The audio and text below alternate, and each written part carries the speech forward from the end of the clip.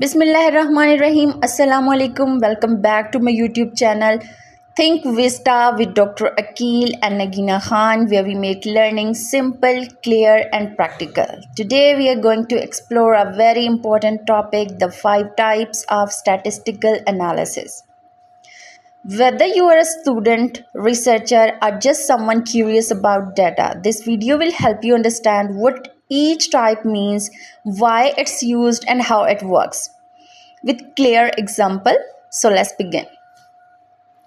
Let's start with descriptive analysis. This is the first step in any research. Descriptive statistics simply describe or summarize the data we have collected. Imagine you conducted a survey with 100 students to know their average age, gender, ratio and favorite subject. You are not trying to make predictions, you are just describing what the data shows. For example, the average age is 20, 60% are female and 40% are male. That's descriptive analysis. It answers the question, what are the characteristics of the respondents? In short, descriptive analysis helps you understand what your data looks like before you move on to deeper analysis. Next comes inferential analysis. While descriptive tells us about the data we already have, inferential helps us make conclusions about a large populations based on a small sample. Let's say you survey 100 students from one university and find that most prefer online learning. With inferential statistic, you might generalize this result to all university students in your country. Assuming your sample is representative, that is inference, drawing conclusions from a smaller group to a larger one. It answers the question, what are the characteristics of the population, not just the sample we studied. The third type is differences analysis.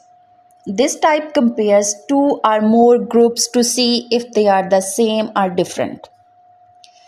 For instance, you might want to know, do male and female students perform differently in mathematics? You collect scores from both groups and use a test like a t-test or ANOVA to see if the difference in their average score is statistically significant. If yes, then we can say there is a difference between the groups.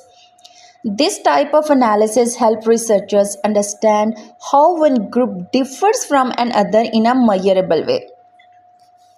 Fourth, we have associative analysis. This type checks whether two or more variables are related or connected in a systematic way. For example, let's say we want to find out if there is a relationship between study time and exam performance. If students who study more hours tend to score higher, then we can say there is a positive association between these two variables. So always remember, association does not mean causation. Just because two things are related does not mean one causes the other. And finally, the fifth type, predictive analysis. As the name suggests, this type is used to predict future outcomes based on current or past data. Suppose you have a data on students, attendance, homework completion and previous exam result.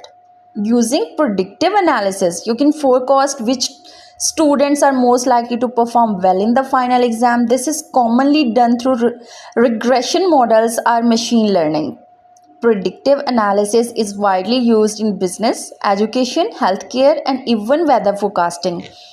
Anywhere we want to predict what might happen next. So let's quickly summarize all 5 types of statistical analysis. First one is descriptive, describes the data, average age, gender ratio. Inferential, makes generalization about a population, predicting student preferences. Differences, compares groups, male versus female performance. Associative, finds relationship between variables, study hours and grades. Predictive, forecast future outcomes like predicting exam performance. These 5 types form the foundation of statistical thinking, helping us move from simple observation to deep understanding and prediction. Thank you and Allah Hafiz.